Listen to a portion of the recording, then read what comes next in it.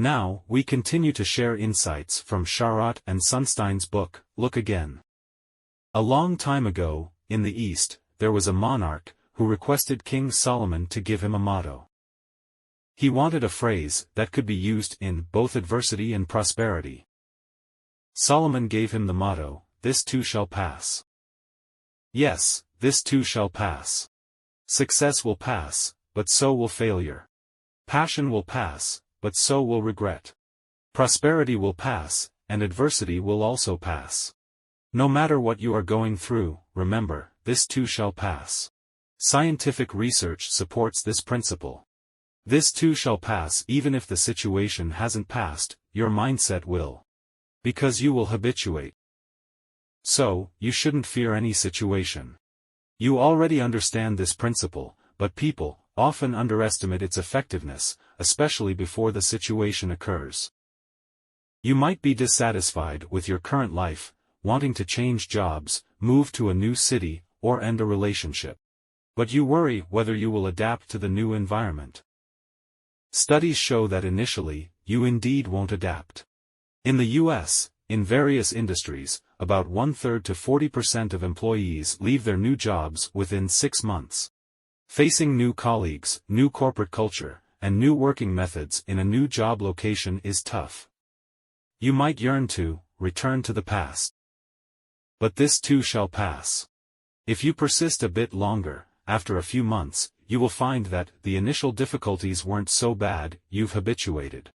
The turnover rate after 6 months is always significantly lower than in the first 6 months.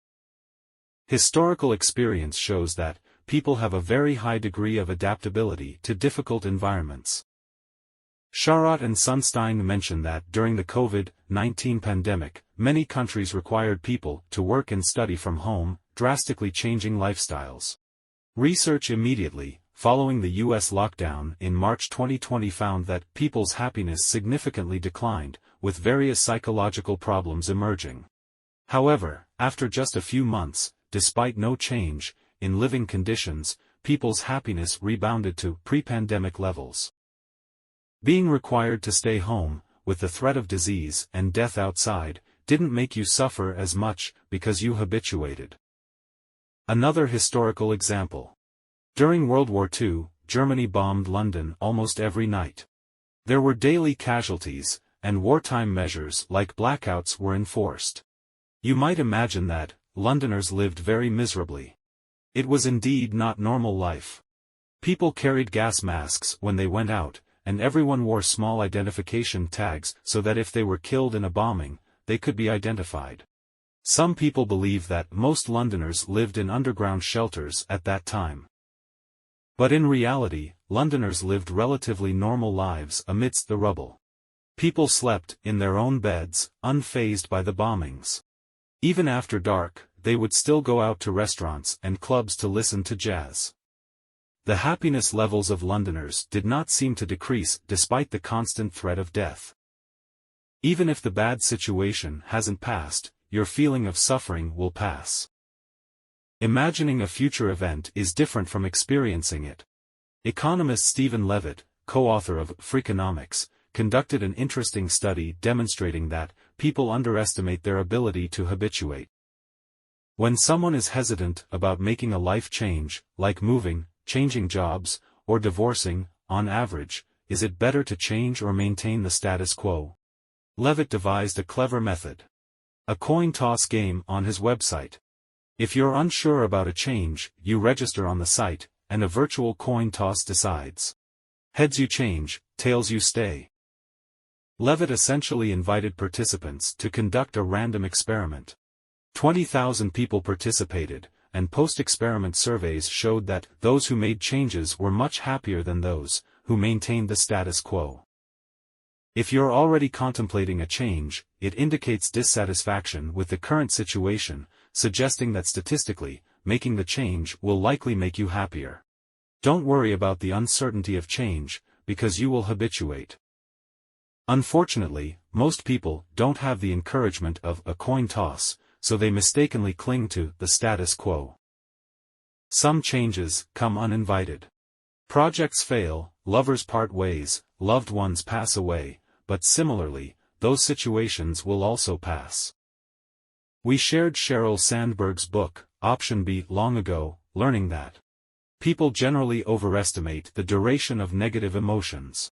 For instance, after a breakup, many think they'll be deeply sad for 2 months, but surveys find that their emotions stabilize much sooner. However, Sharot and Sunstein note that different people habituate at different speeds. 2 students, Martin and Ronald, expected to score 95 on an exam, but both scored 85. Both were equally disappointed. However, Martin recovered emotionally within 3 hours, while Ronald took 8 hours. Why? During the pandemic, 2 single mothers in the UK, Shirley and Veronica, both had to work from home and take care of children, feeling miserable. As mentioned earlier, Shirley's mood improved significantly after 2 weeks, while Veronica took much longer to adapt. Why? The immediate answer is that Martin and Shirley were mentally healthy, whereas Ronald had depression and Veronica had pre-existing mental health issues. The deeper answer is that their ways of habituating are different. The correct method is to positively move forward while accepting the facts. Martin reflected on his exam performance, but quickly shifted focus to other activities, like a dinner date, a chemistry project, and swim team practice. Shirley, seeing she had to stay home, rearranged her home to facilitate work and study for the whole family. Ronald and Veronica, however, remained trapped in their situations, unable to move on. Psychology has a term for this, rumination, continuously thinking about an issue, growing increasingly distressed. Think of someone who silently accepts misfortune or injustice at the moment but later keeps complaining daily. This is rumination. Like animals regurgitating food, they can't get over it. Normal people adapt to events like job loss or divorce within 2 years. Ruminators take longer. If you find yourself ruminating, remind yourself. This too shall pass. Stop dwelling, and look forward. Rumination involves constant thinking about an issue, but an even more severe symptom is avoiding facing the issue altogether. This might indicate more than depression, potentially schizophrenia. Some people fear public speaking, strangers, or have severe cleanliness obsessions, fearing anything possibly unclean. Sharot and Sunstein's colleague feared birds, feeling intense fear seeing pigeons or tiny hummingbirds. In such cases, you need to actively habituate. The most common method is exposure therapy, gradually facing the feared object, in safe conditions. The colleague fearing birds might start with watching bird videos, a completely safe step. Once comfortable with videos, she could stay in a room with caged birds, and later, interact with birds under control. However, phobic individuals often avoid the fear source, missing the chance to habituate. We've discussed habituation's benefits, but we must acknowledge individual differences in habituation ability. Slow habituation isn't necessarily bad. Later, we'll discuss the benefits of non-habituation. First, consider. Who is better at habituating, Bill Gates or Warren Buffett? Both are business geniuses, highly intelligent, and avid readers. But their reading styles differ. Gates reads at least 1 book per week on various topics: psychology, economics, history, technology, philosophy. Buffett reads more, claiming to read 500 pages daily, focusing on business and investment. This reflects their work styles. Gates likes new things and explores multiple fields, while Buffett is relatively less interested in high technology, preferring to read boring company reports. One of his most successful investment cases is Coca-Cola. Sharot and Sunstein hypothesize that Gates habituates more easily than Buffett. Gates is more likely to get bored with mundane things because he habituates quickly, so he needs to go out and explore new things. Buffett, on the other hand, doesn't habituate as easily and doesn't explore as many new things, but he thinks deeply about issues. This may be related to genetics or life experiences, as long as it doesn't escalate to conditions like ADHD, rumination, or phobias, it's actually considered normal. I see habituation as the mind adapting to facts. Facts remain, but our mindset can change anytime. As Kevin Kelly said, pain is inevitable. Suffering is optional. Our mindset is easily influenced by non-factual things. A typical example is social networks affecting emotions. Scholars, including those in Look Again, provide evidence that frequent use of social networks like Facebook and WeChat moments makes people unhappy. Why?